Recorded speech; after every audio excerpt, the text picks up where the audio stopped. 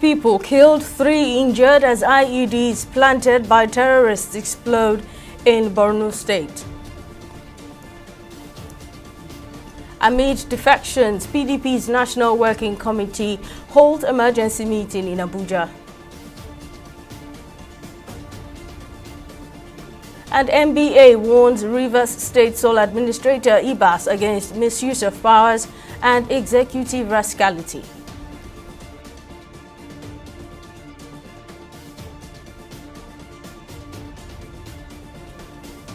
Many thanks for joining us on News Now on TV360 Nigeria. I am Simisola Atiku.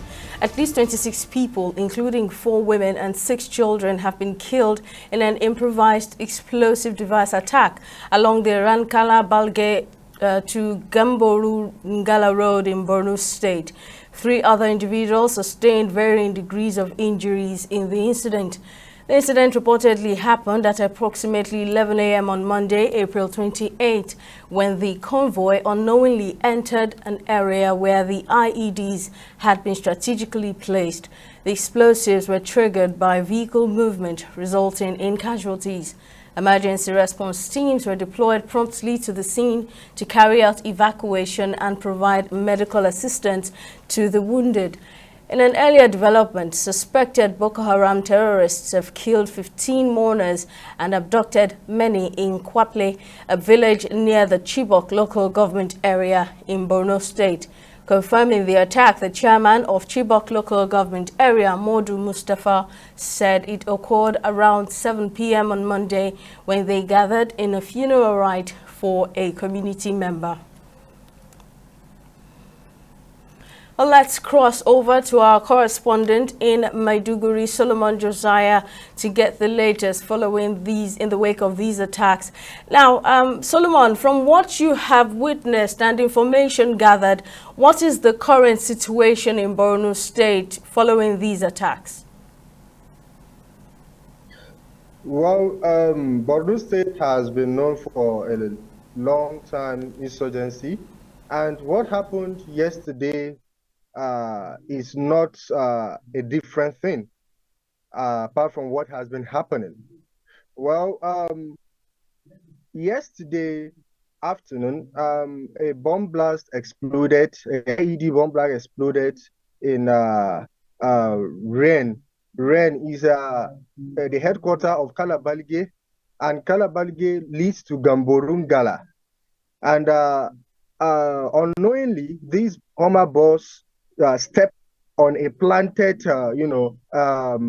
IED, and thus it exploded, killing 26 people, including 16 males, and 6 children and 4 women, and many are really injured.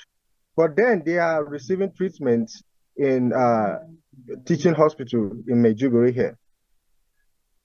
And also in Chibok, another tragic incident happened where people went for a funeral burial of one of their community members, and then people who from another place, these insurgents comes out and started raising fire and killing people. And as such, what I want to know is what's the reaction of the residents in these areas where the attacks took place? Okay, the reactions of residents, many are displaced. Right now, many are not connected. Many families have displaced and they are not connected with their members. And as such, these communities affected, residents living there are nowhere to be found because they are really facing a serious attack and they have been displaced right now. And that is the current situation at that place. Amid mass defection sweeping through its ranks and strongholds, Nigeria's main opposition, People's Democratic Party (PDP), has called an emergency National Working Committee An emergency meeting at the party's national secretariat in Abuja. On Monday, the PDP's vice presidential candidate in the 2023 general election, Ifeanyi Okowa, and the Delta State Governor Sheriff Oboroweri defected to the ruling All Progressives Congress. The Deputy Governor, Monday Onyeme, state commissioners, local government chairman, and the state's grassroots machinery also defected to the APC after a closed-door meeting in the capital, Asaba, collapsing the opposition party's structure in Delta State. Earlier, the acting secretary appointed by PDP governors Setonji Koshuedo had confirmed that the National Working Committee meeting will take place in Abuja on Tuesday. The chairman of the 8 Nigerian Bar Association branches in Rivers State have issued a strong condemnation of a recent query issued to the chairman of the NBA Port Harcourt branch, Cordelia Eke, by the administrator of Rivers State through the Ministry of Justice. The query, dated April 25 and signed by the Director of Administration at the Ministry of Justice, accused Eke of serious misconduct. The allegations stem from her purported co-authorship of a communique that strongly criticized the current administration for what the NBA described as severe and brazen acts of lawlessness and impunity, including the alleged dismantling of democratic institutions and attacks on peaceful protesters. The administrator contended that these actions violate public service rules and were unbecoming of a civil servant. In response, the chairman of the 8 NBA branches in Rivers State vehemently rejected the allegations, characterizing them as a blatant attempt to intimidate Eke and suppress dissenting voices within the legal community of the state.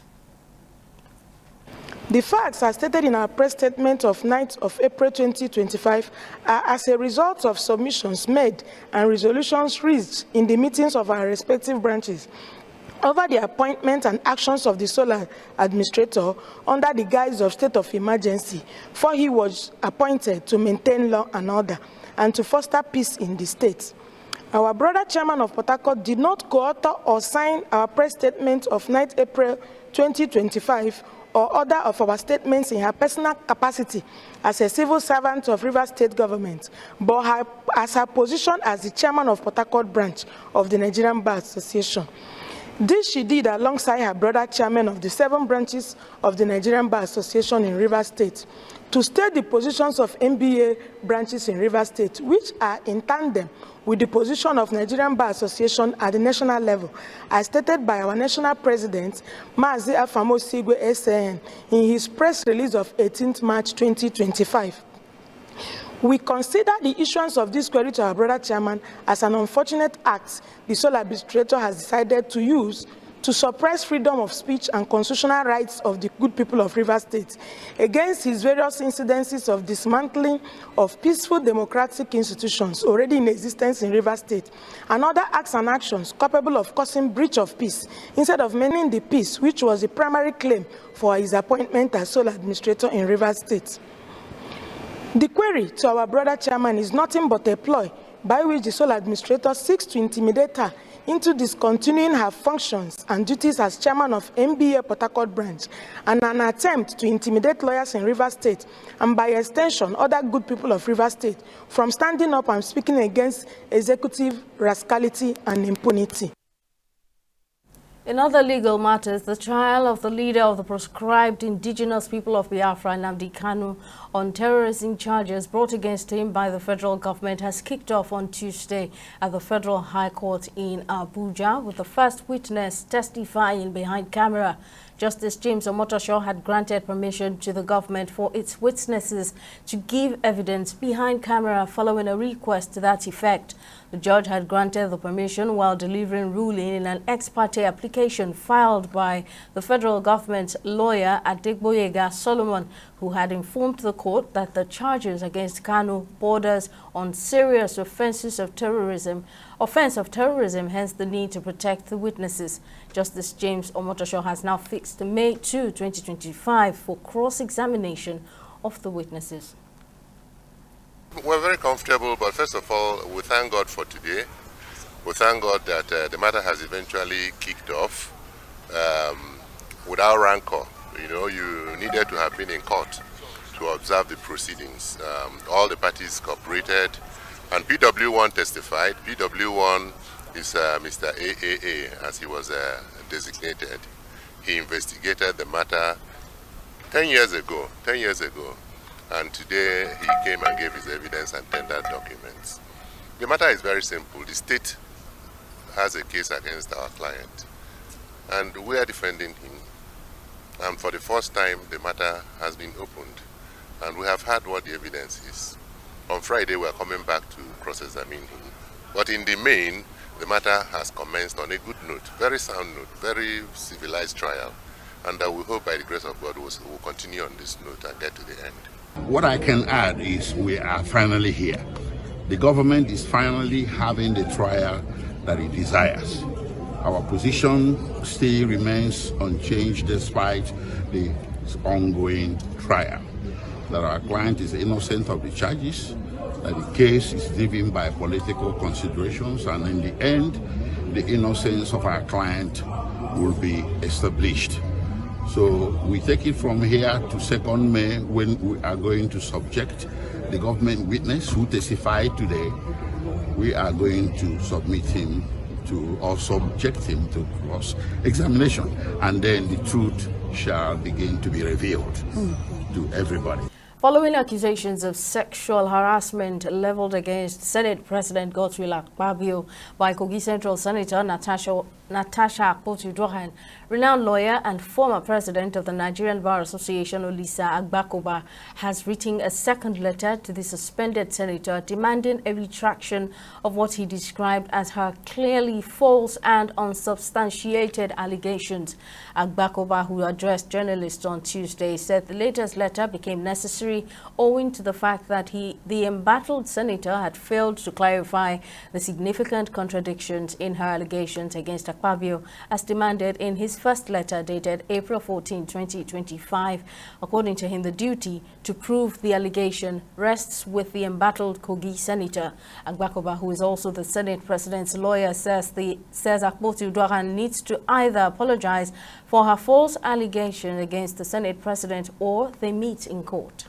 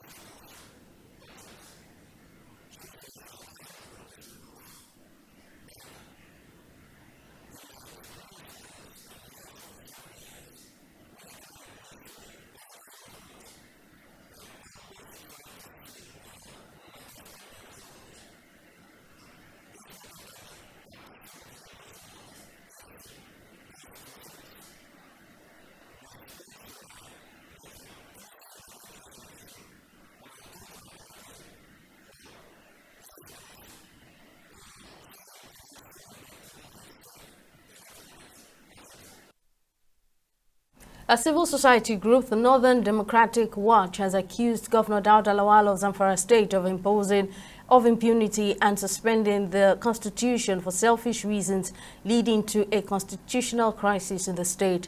According to the president of the NDW, Mahmood Abubakar, the governor's actions have resulted in the emergence of two rival factions of the Senate House of Assembly, creating a constitutional nightmare that has left citizens bewildered and abandoned. Abubakar cited the unlawful suspension of 10 duly elected members of the House of Assembly without credible legislative procedure or fair hearing, effectively disenfranchising thousands of Zamfara citizens. The group demands an immediate and independent investigation into the crisis, reinstatement of the suspended lawmakers, a nullification of the 2025 budget process, and declaration of emergency rulings in Zamfara State to restore law, order, and constitutional governance. We call on the National Assembly to immediately launch an independent, transparent, and credible investigation into this unlawful suspension of the 10 lawmakers and the emergence of parallel legislative faction in Zamfara State. The investigation must be thorough, non-partisan, and time-bound, with findings made public. 2.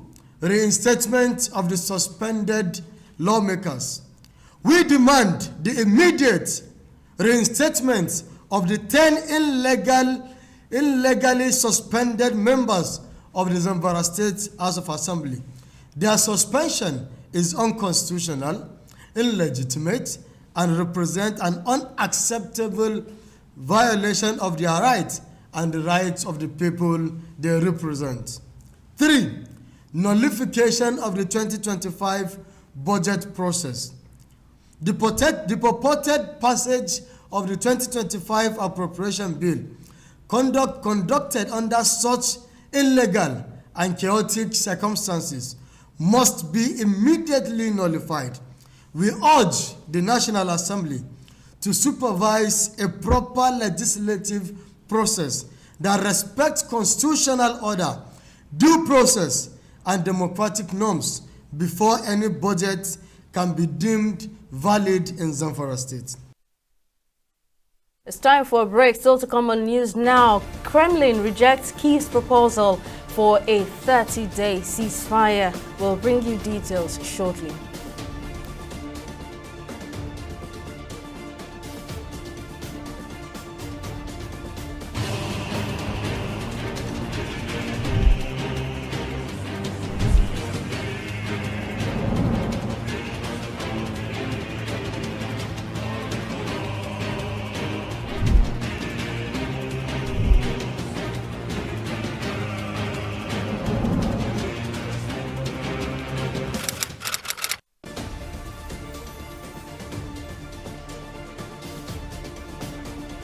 A recap of our top stories.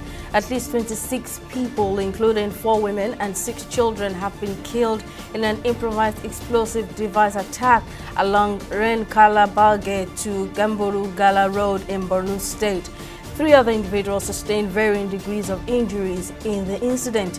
In an earlier development, suspected Boko Haram terrorists have killed 15 mourners and abducted many in Kwaple, a village near the Chibok local government area of Borno State. We also told you that amidst mass defection sweeping through the ranks and strongholds of the main opposition, People's Democratic Party (PDP), its National Working Committee has begun an emergency meeting at the party's National Secretariat in Abuja. In case you missed any of our news bulletins, for more updates, you can catch us on Limex World TV and AVO TV, or log on to our website on www.tv360nigeria.com. You can also follow us on our social media platforms on Twitter, Instagram, and YouTube at TV360 Nigeria, or download our mobile app on Google Play Store, Huawei App Gallery, and Apple Store. On Facebook, we're at TV360 Online.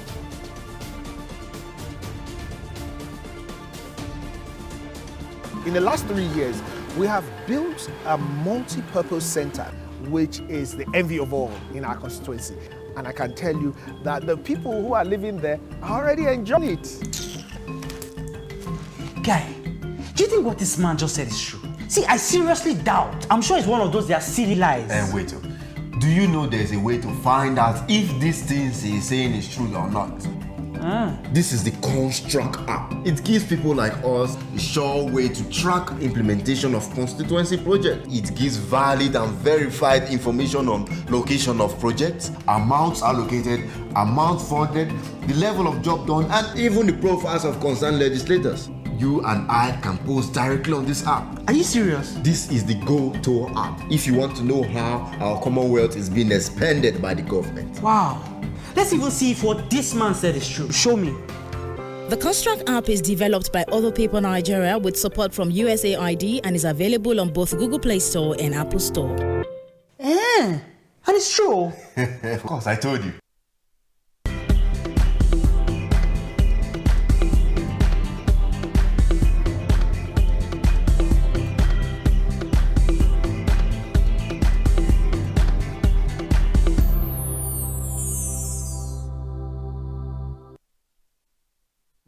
Let's join Tamilore Akinkwoliye for business stories. Over to you, Tamilore. Thank you, Simi. Hello and welcome to Business News. Now, Nigeria's non-oil export rose significantly in the first quarter of 2025, reaching a total value of $1.791 billion. Now, the Director General of NEPC, Noye Ayeni, made this known during the presentation of the first quarter progress report on non-oil export performance for 2025 held in Abuja. Ayeni disclosed that the figure represents a 24.75% increase compared to the $1.436 billion recorded in the same period of 2024, signaling strong growth momentum in Nigeria's effort to diversify its economy away from oil dependency. Nigeria's non-oil products exported in the first quarter of 2025 were valued at $1.791 billion. This is a 24.7% increase over and above $1.436 billion reported in the first quarter of the year 2024. The volume also increased to 2.416 million metric tons, which is an increase from 1.937 million metric tons recorded in the first quarter of 2024. These are evidences to show that non-oil export is increasing and all stakeholders are taking advantage of the potentials and opportunities inherent in this sector. It also lends credence to the fact that AFCFTA holds the key to intra-African trade as it promises to be the largest free trade area in the world. And in Lagos, the State Commissioner for Commerce, Folashade Ambrose Medebem, has underscored the strategic potential of the second Lagos Forum 2024, highlighting the city's growing economic influence. Speaking at the second Lagos Forum 2024, organized by the Nigerian Institute of International Affairs and the Chinese Consulate in Lagos, the Commissioner says the Lagos GDP reached $259.75 billion in 2023, positioning it as one of Africa's leading economic powerhouses. She highlighted the state's commitment to infrastructure development, pointing out key projects like the Lekki Seaport and Lagos International Airport, which plays a crucial role in strengthening Nigeria's economic ties with China. Lagos State, Africa's leading economic hub, serves as a beacon of growth, innovation and progress. With a gross domestic product GDP exceeding $259.75 billion in 2023, Lagos has become Africa's second largest city, surpassing the economies of entire nations, such as Ghana and Cameroon. Lagos State is home to more than 25 million vibrant residents. Lagos State boasts a youthful demographic with 53% under the age of 24, positioning it as uniquely as a dynamic center for commerce, innovation, and human capital development. Under the visionary leadership of His Excellency, Mr. Governor Babajide Olushola Sanwo-Olu, Lagos State has embarked on transformative projects aligned with global best practices. These initiatives encapsulated in our Themes Plus agenda: transportation, health, education, making Lagos State a 21st century economy, entertainment and tourism, security and governance, and social inclusion. We'll take a breather here and be back with stock market reports.